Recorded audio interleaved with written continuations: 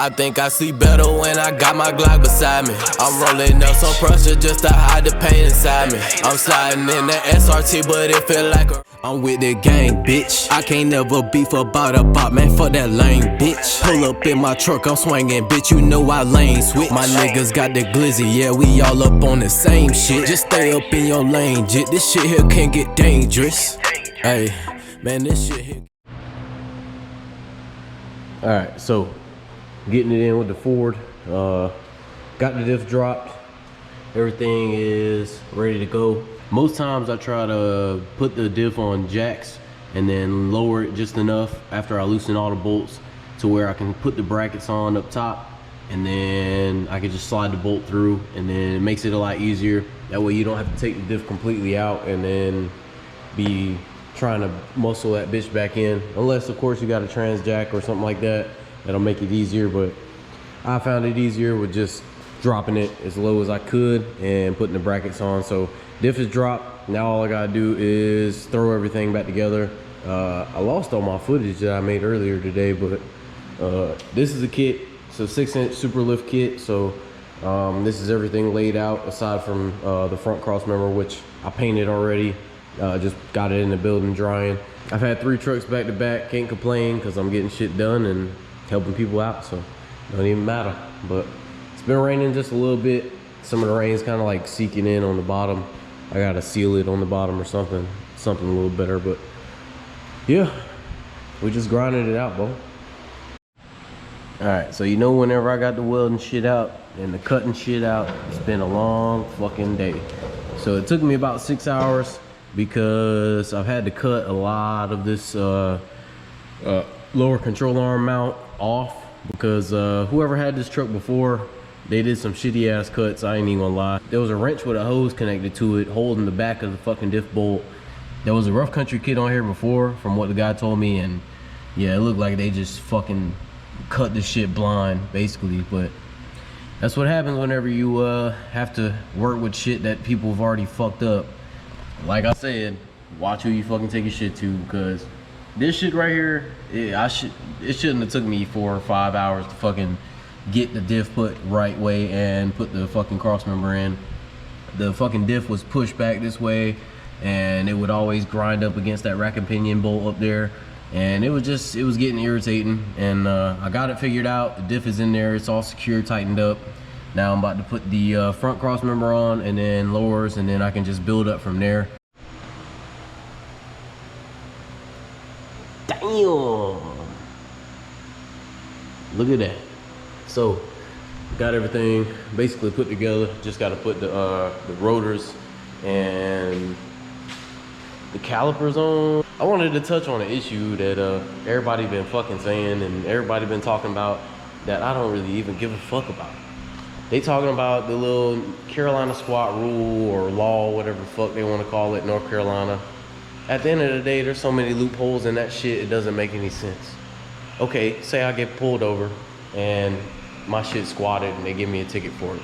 I'll throw the fucking blocks in, I'll go to the courthouse, let them see that it's leveled, and then I'll goddamn come back and take the fucking blocks back out. I'm not even tripping about that shit. And plus, I'm gonna have airbags pretty soon, so I don't even give a fuck about that. Like, it's a shame, because people that actually like to build their trucks however the fuck they want it, whether it's leveled, lowered, goddamn nose diving, I don't give a fuck. Like, people should be able to do what the fuck they want. That's why we have that flag up there, because we are able to do whatever the fuck we want to do. I mean, if you gonna fucking keep trying to make laws on shit that isn't bothering anybody. They're talking about, you know, trucks can't be lifted more than 3 inches in the front and 2 inches in the rear. What kind of fucking shit is that? Like, everybody in North Carolina has to just level their fucking trucks on a leveling kit? Get the fuck out of there. I ain't worried about that stupid ass shit. Everybody keeps asking me, what am I gonna do? What are you gonna do about the squat shit?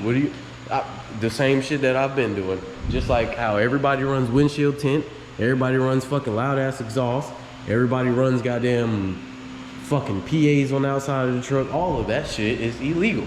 But nobody gives a fuck, because a cop is not gonna waste his goddamn time when there's a lot more shit going on in the world and write you a ticket because your shit is squatted. Man, fuck that shit.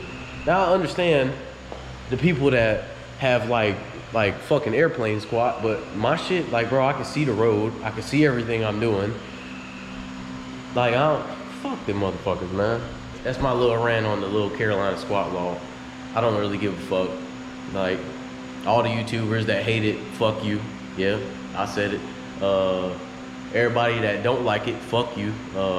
Like I said, getting back to this shit, can't be ranting all the time, bro. It's just some shit that I had on my chest that I just had to get off, bro. All right, so the lift is about 90% complete. So just gotta tighten up all the lines, and I'm gonna torque everything to spec all at once, so that way I can do it all in one day. Then I gotta put the sway bar and the sway bar links, connect those, and then everything will be pretty much solid. So got the front finish this morning early, and just finished the rear. He got the Fox Performance Series shocks, and I put the 6-inch blocks in. So this thing's gonna be sitting pretty level. I think he has drop shackles in the back, so it isn't gonna be nose diving, but everything turned out pretty good, and about to lay her on the ground and then go ahead and drive it out and park it up front, and it'll be ready to go. Just gotta torque the lug nuts and stuff, but once I get it outside, I'll take a picture and then kind of show you all how it looks in the sun.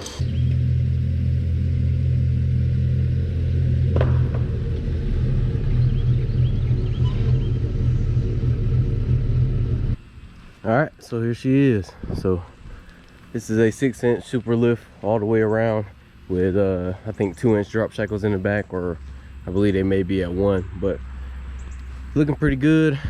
Got the cross member paint matched, so everything looking good. And it's got Fox shocks in the rear with the blocks in it, so it's looking pretty good, man. Go follow them on Instagram, add them on Snapchat, whatever y'all want them to do. So I got the F150 out of here, got them all taken care of, so everything looks good. So now we got a 2-door Tahoe, and about to be putting 4 keys and upper control arms on it. And we're gonna see if we can fit these 26s and 35s. Hopefully I can fit them in the front. I know for sure they'll fit in the back, but as far as the front, I'm not too sure if these will fit on here.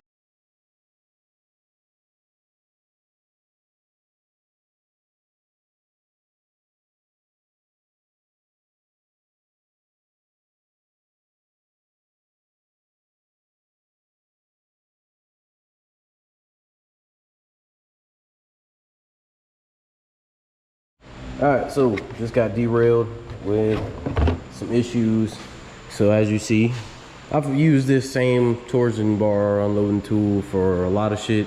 I always just rent it out from O'Reilly's because I don't really do a lot of keys, but this is ridiculous right here. Now, this bitch isn't supposed to move, but I can, you hear that? So the threads inside of this bitch are stripped all the way out, so this is gonna set me back at least a day, because I gotta take this back in the morning, tell them about this bullshit, and then I gotta go try to find another one. All right, so getting back to it, went to O'Reilly's and just exchanged the torsion bar unloading tool. They gave me the one with the bracket on it, so it's a lot safer. So this goes on top up here, and then you just basically put the top of this up here and lock it into the little bolt holes that it has, and then push the key up. I have the 4 key already installed, so I just gotta do the other side. I'm gonna wait to put torsion on these until I change the upper control arms, just so that way I don't have to deal with all that tension in there, pushing everything down and shit. So I got the old keys out, just got one of the upper control arms in. Looking way better in here. Everything is pretty good now. So took this one out. This one had a lot of play in it, so it needed to be replaced pretty soon. But now you got a new one in here. About to do the other side. All right, so all done. You can see the gap in the back, and look at that gap in the front. Now here's the old upper ball joints and control arms. They were just about done. So, but yeah, about to pull this thing out and get it in the sun, so that way I can kind of get a better view of how it looks out there. But other than that, man, we pretty much finished up with this one. Got it all finished, and got the wheels on here, so everything's looking pretty solid. So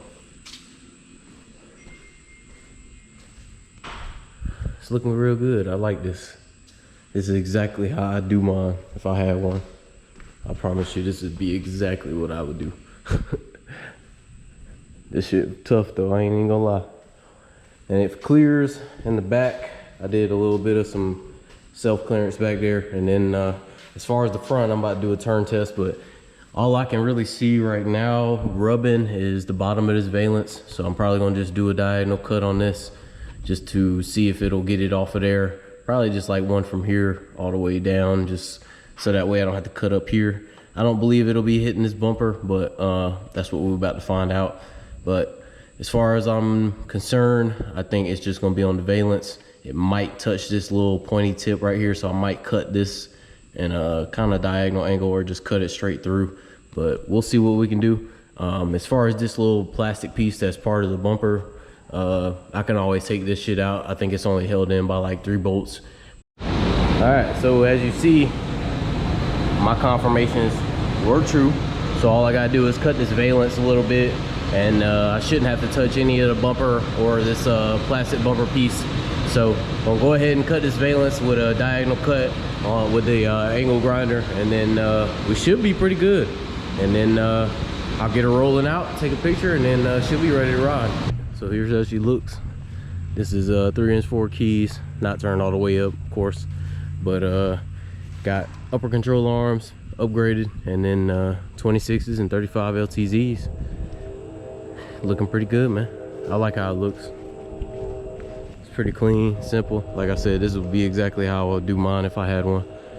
Oh no, you never know. I might give me a little single cab or something, make it be the shop truck. But yeah, man, this is it for today. About to shut down shop for the weekend and go enjoy my damn time off. So yeah.